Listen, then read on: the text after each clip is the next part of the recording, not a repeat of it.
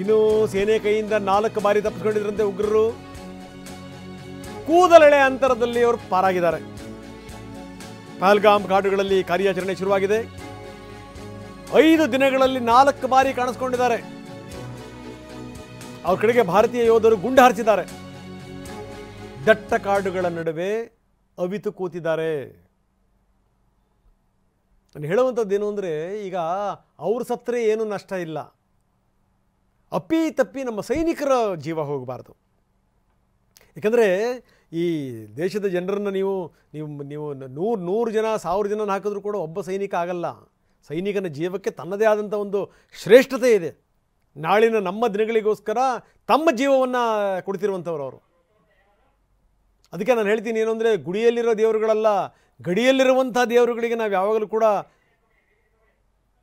ಅವ್ರಿಗೆ ನಾವು ಶರಣಾಗತರಾಗಿರ್ಬೇಕು. ನಾವು ಅವ್ರಿಗೆ ಜ್ಞಾಪಿಸ್ಕೋಬೇಕು. ನಾವು ನನ್ನ ಬಿಸ್ನೆಸ್ಗೆ GST ನೋಟಿಸ್ ಬಂದಿದೆ, ಏನ್ ಮಾಡ್ಬೇಕು ಅಂತ ಗೊತ್ತಾಗ್ತಿಲ್ಲ. ಇಮಿಡಿಯೇಟ್ಲಿ ಒಬ್ಬ GST ಎಕ್ಸ್ಪರ್ಟ್ ಹತ್ರ ಮಾತಾಡು. ಎಲ್ಲಿ ಹುಡುಕೋದು? ಬಾಸ್ವಾಲಾ. ಬಾಸ್ವಾಲಾ, ಬಿ ದ ಬಾಸ್. ಇನ್ನು ಈ BBC ಎನ್ನುವಂಥ ಒಂದು ಸಂಸ್ಥೆ, ಅದಕ್ಕೆ ಭಾರತ ಹಲವಾರು ಬಾರಿ ಕಪಾಳ ಮೋಕ್ಷ ಮಾಡಿದೆ, ಇನ್ನೂ ಕೂಡ ಬುದ್ಧಿ ಬಂದಿಲ್ಲ. ಉಗ್ರರು ಅನ್ನೋಕ್ಕೆ ಯೋಗ್ಯತೆ ಇಲ್ಲ BBCಗೆ, ಬಂಡುಕೋರರು ಅಂತ ಹೇಳುತ್ತೆ. ಕೇಂದ್ರ ಸರ್ಕಾರ ವಾರ್ನಿಂಗ್ ಕೊಟ್ಟಿದೆ, ಹಿಂಗೆ ಮಾಡಿದ್ರೆ ನಿಮ್ಮನ್ನು ಬ್ಯಾನ್ ಮಾಡ್ತೀವಿ ಅಂತ.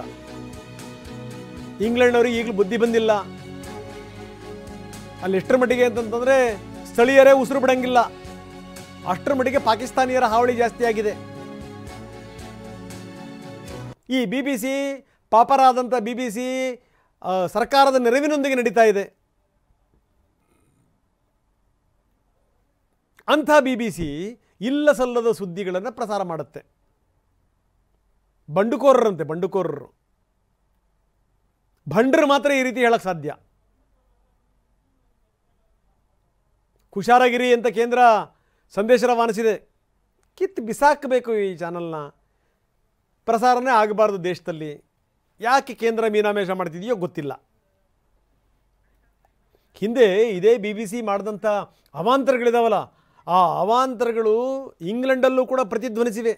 ಕೆಲವರು ಕ್ಷಮೆ ಕೇಳಿದ್ದಾರೆ. ಕೆಲವರು ಈ ರೀತಿಯಲ್ಲಿ ಏನೇನೋ ಮಾಡಿದೆ, ತಪ್ಪಾಯಿತು ಬಿಟ್ಬಿಡಿ ಅಂತ. ಪ್ರಧಾನಮಂತ್ರಿ ಬಗ್ಗೆನೂ ಕೂಡ ಅವರು ಹಿಂಗೆ ಮಾಡಿದರು. ಈಗ ಕೇಂದ್ರ ಎಚ್ಚರಿಕೆಯ ಸಂದೇಶವನ್ನು BBCಗೆ ರವಾನಿಸಿದೆ.